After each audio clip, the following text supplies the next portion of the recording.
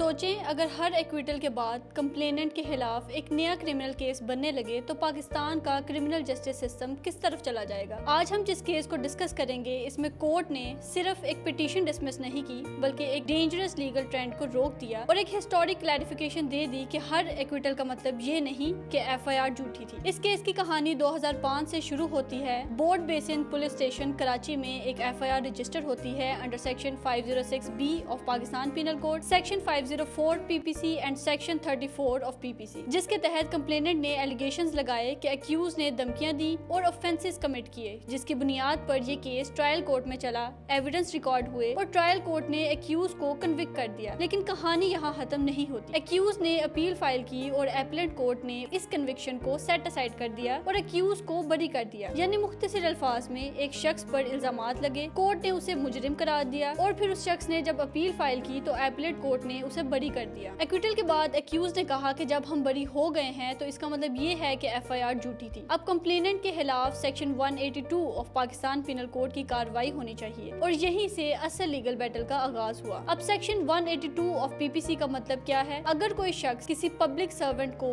کوئی ایسی انفارمیشن دے جو وہ جانتا ہو کہ یہ غلط ہے، فالس ہے، اور اس فالس انفارمیشن کا مقصد یہ ہو کہ کسی کو ہارم کاز کرنا، پبلک پاورز کو مس یوز کروانا یا کسی کو اننیسیسری ٹربل میں ڈالنا، تو ایسے شخص کے خلاف section 182 of Pakistan penal code لگ سکتی ہے۔ لیکن یہاں سپریم کورٹ نے ایک بہت اہم سوال اٹھایا کہ کیا ہر unsuccessful F I R false F I R ہوتی ہے؟ تو کورٹ کا جواب تھا نہیں۔ کورٹ نے کہا کہ کرمنل لاء میں 3 الگ الگ سچویشنز ہوتی ہیں، ایلیگیشنز پروف ہو جائے، ایلیگیشنز پروف نہ ہو سکے اور ایلیگیشنز فالس ہوں۔ یہ تینوں چیزیں مختلف ہیں اور ان تینوں باتوں سے ایک پرنسپل ہمارے سامنے آتا ہے، ناٹ پروفڈ ورسز فالس، اور یہ ججمنٹ کا سب سے اہم اصول تھا، جس میں سپریم کورٹ نے کہا کہ اگر کمپلیننٹ ایویڈنس ریڈیوس نہ کر سکے یا کانٹرڈکشنز آ جائیں یا پھر اکیوز کو بینیفٹ آف ڈاؤٹ مل جائے تو اس کا مطلب یہ نہیں کہ کمپلیننٹ نے جھوٹ بولا تھا۔ کورٹ نے واضح الفاظ میں کہا کہ not proved does not means false, یعنی ناٹ پروفڈ اور فالس دو الگ الگ باتیں ہیں اور صرف اس لیے کہ ایک بات ثابت نہیں ہو سکی تو اس کو جھوٹا نہیں کہا جا سکتا۔ ہو سکتا ہے کہ کمپلیننٹ جینوئنلی بلیو کرتا ہو کہ آفینس ہوا تھا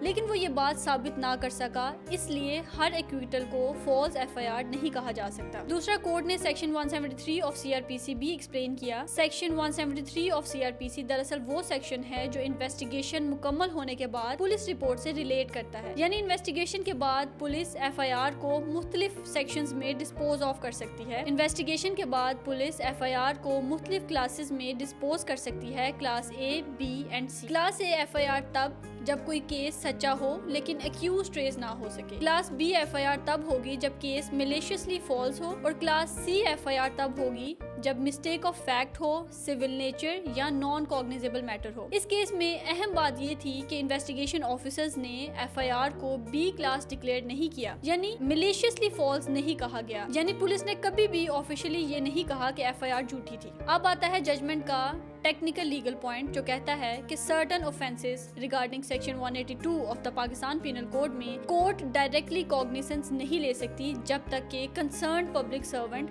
خود ریٹرن کمپلینٹ فائل نہ کرے۔ اب کورٹ کے اس تمام انالیسز اور ایکسپلینیشنز کے بعد جب پٹیشنز کے آرگیومنٹس کی باری آئی تو پٹیشنرز نے کہا کہ ہم پر جھوٹا کیس بنایا گیا، ہم نے ٹرائل فیس کیا اور ہماری ریپوٹیشن بھی ڈیمیج کی گئی، اس لیے کمپلیننٹ کے خلاف سیکشن 182 آف PPC کی کارروائی ہونی چاہیے۔ انہوں نے یہ بھی آرگیو کیا کہ انیشلی پولیس نے ایف آئی آر کو ویک سمجھا تھا اور C کلاس رپورٹ فائل کی تھی۔